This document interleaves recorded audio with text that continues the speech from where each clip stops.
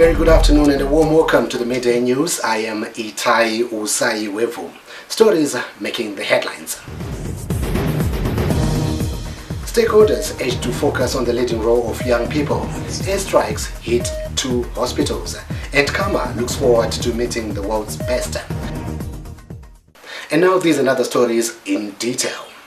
Stakeholders including development partners, civic society, government, members of parliament and the private sector have been called upon to focus on the leading role of young people in eradicating poverty in the quest to attaining sustainable development goals by 2030. I think in the introduction... This comes out of the realization that focusing on the social development dimensions of sustainable consumption and production requires a cross-sectoral approach. Our aim is to ensure that those sustainable development goals speak to us in our own priorities that we already set in our constitution, in our own national objectives. Meanwhile, the Director of Economic Planning and International Cooperation, Mr. Nyaguse, said all sectors will be mobilized, including the vulnerable young people. We are saying the achievement of full human potential in sustainable development is not possible if half of humanity continues to be denied access to its full potential.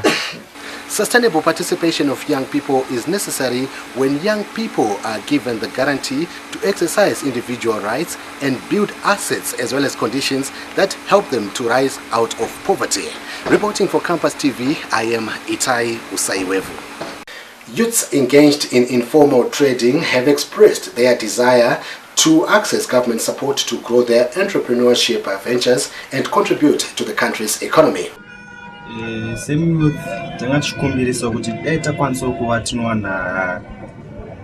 Employment because for now I cannot say I am employed or not.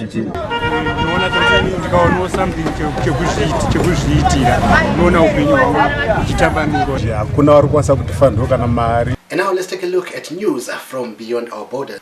The prospect of a temporary truce in Syria seems distant as violence continued, with hospitals in 2 towns apparently being bombed by forces supporting Bashar al-Assad, days after Russia denied it was targeting civilians in its aerial campaign. Zimbabwean music sensation makes history. Find out more in entertainment news coming up next.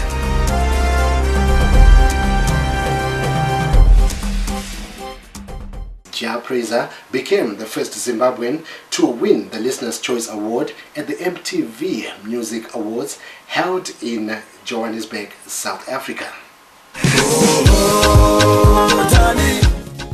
It was quite unfortunate that Jah Praiser could not cancel 4 shows, including a performance at a private function, so that he can receive the award, but the dreadlock musician was excited to fly the Zimbabwean music flag high. Ja winner, but vazhinji ndo vaiklika paipa vakanzi vote kusvika zvaita so ndinotenda mafans angu akativhotera. Sports news is up next. Zimbabwe's international and Mamelodi Sundowns striker Kama Billiat, who helped his side win the CAF Champions League, is looking forward to the opportunity to play against some of the best clubs in the world at the Club World Cup. Africa is expecting a lot now. Every game we play, we can't be going in the game saying we're the best. We still need to put up the fight. And now to end this news bulletin, here are the main points once again. Stakeholders have been urged to focus on the leading role of young people in eradicating poverty. Airstrikes by forces supporting Bashar al-Assad in Syria have hit 2 hospitals as violence continues in Syria. And finally, Kama Billiat is looking forward to meeting the world's best as his club prepares for the club championships.